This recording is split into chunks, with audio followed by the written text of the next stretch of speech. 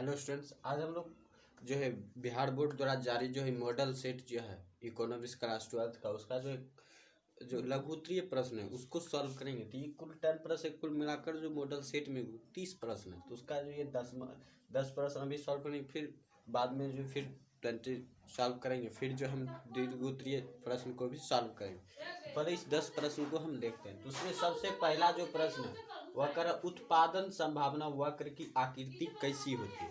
सबसे पहला प्रश्न उत्पादन संभावना वक्र की आकृति। सबसे पहले हम उत्पादन संभावना वक्र की आकृति देखते हैं। तो वो कुछ इस प्रकार होती है।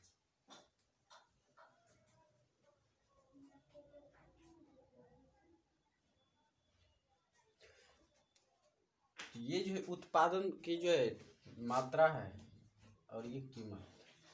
उत्पादन संभावना वक्र की जो आकृति है इस तरह से हम नामांकन कर देंगे। उत्पादन संभावना वक्र की आकृति इस प्रकार जो वक्राकार होती है।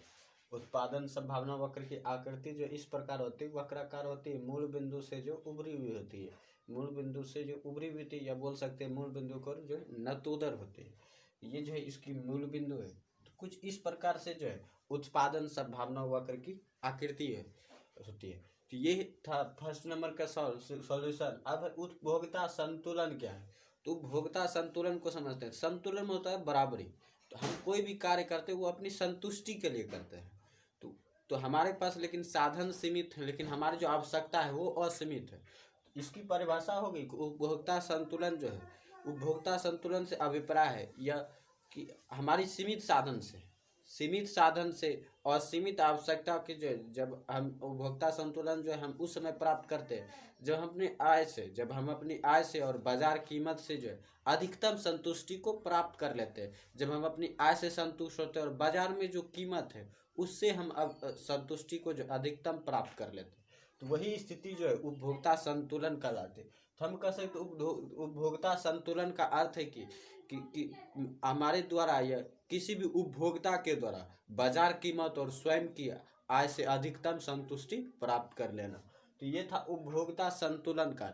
उसके बाद कहा जा रहा है आर्थिक क्रिया क्या।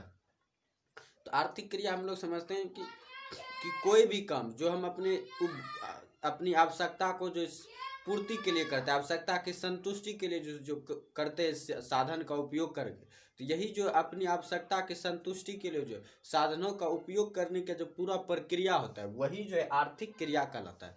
तो हम कह सकते हैं कि आवश्यकता की संतुष्टि के लिए, मानवीय आवश्यकता की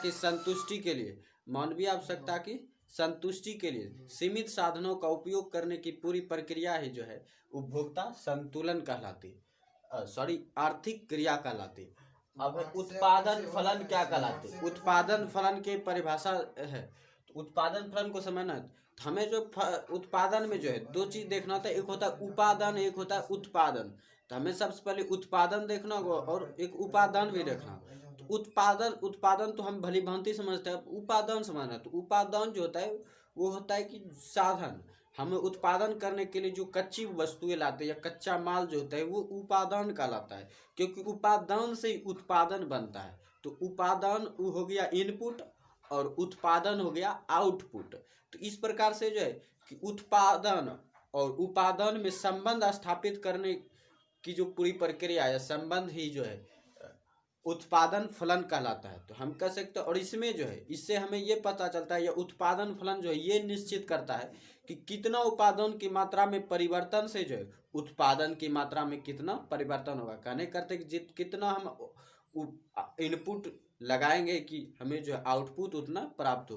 कि जैसे कि मान लीजिए गेहूं के लिए हमें कुछ कच्चा माल की जरूरत होगी, तो ये हमें उत्पादन फलन ये बताएगा कि हम कितना गेहूं के जो बीज का इस्तेमाल करें या खाद को इस्तेमाल करें कि हमें जो है कितना ज़्यादा गेहूं का उत्पादन होगा। तो यही है उत्पादन फलन। कि उत्पादन फलन कहने का अर्थ है कि उत्पादन, या सीधा बोल सकते हैं उपादान और उत्पादन के बीच एक ऐसा संबंध जो ये निश्चित करता है कि उत्पादन के कितनी मात्रा में परिवर्तन से उत्पादन के कितनी मात्रा में परिवर्तन होगा। यही जो है संबंध उत्पादन फलन कहलाता है। उसके बाद कहा जा रहा है कि मांग वक्र नीचे क्यों गिरता है। इसके दो कारण को लिखना है। तो मांग वक्र नीचे इसलिए गिरता है वो क्योंकि मांग के नियम के कारण जो ये नीचे गिरता है, क्योंकि कि कि हम जानते हैं कि जिस वस्तु की कीमत ज़्यादा होगी, बाजार में जिस वस्तु की कीमत ज़्यादा होगी उस वस्तु की मांग बहुत कम होगी, और वहीं पर जिस वस्तु की कीमत कम होगी उस वस्तु की मांग ज़्यादा होगी। तो यही दो कारण हैं। तो पहला कारण हो जाए कि जिस वस्तु की कीमत ज़्यादा होगी उसकी मांग बहुत ही कम होगी, और दूसरा कारण हो जाएगा जिस वस्तु की कीमत ज़्यादा होगी उसकी जो मांग जो है ज़्यादा होती है। जिस वस्तु की कीमत कम होती है उसकी मांग ज़्यादा होती है। तो यही दो कारण है कि मांग वक्र जो नीचे गिरता रहता है। तो उसके बाद कहा जाए अल्पकाल और दीर्घकाल की संकल्पना में अंतर को लिखना है। तो अल्पकाल और दीर्घकाल को सबसे पहले समझना होगा कि ये दोनों संभावना है, ये दोनों एक निश्चितता नहीं है हमारे आर्थिक क्रिया की, एक संभावना है कि अल्पकाल कहने का अर्थ है कि कुछ समय के लिए, और दीर्घकाल होता है ज़्यादा समय के लिए।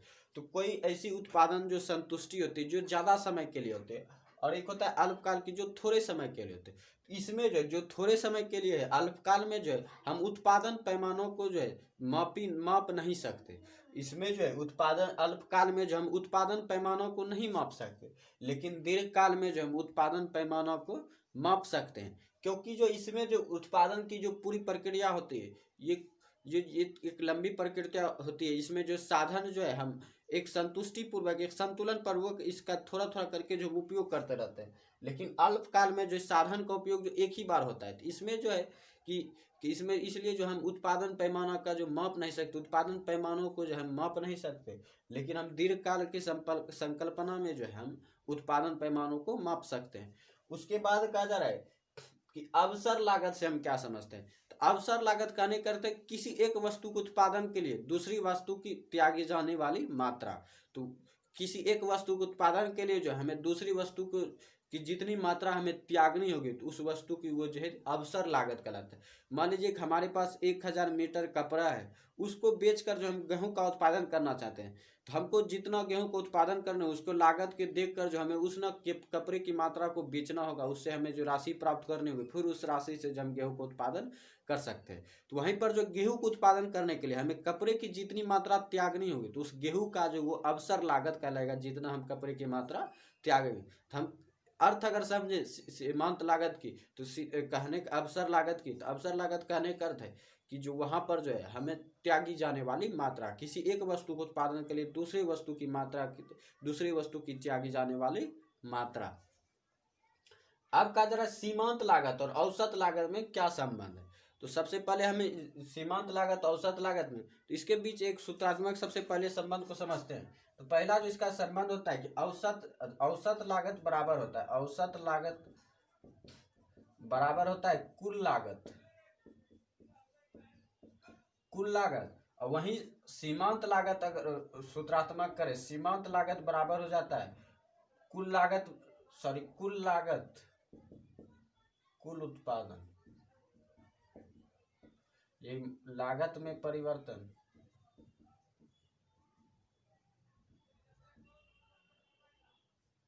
उत्पादन में परिवर्तन।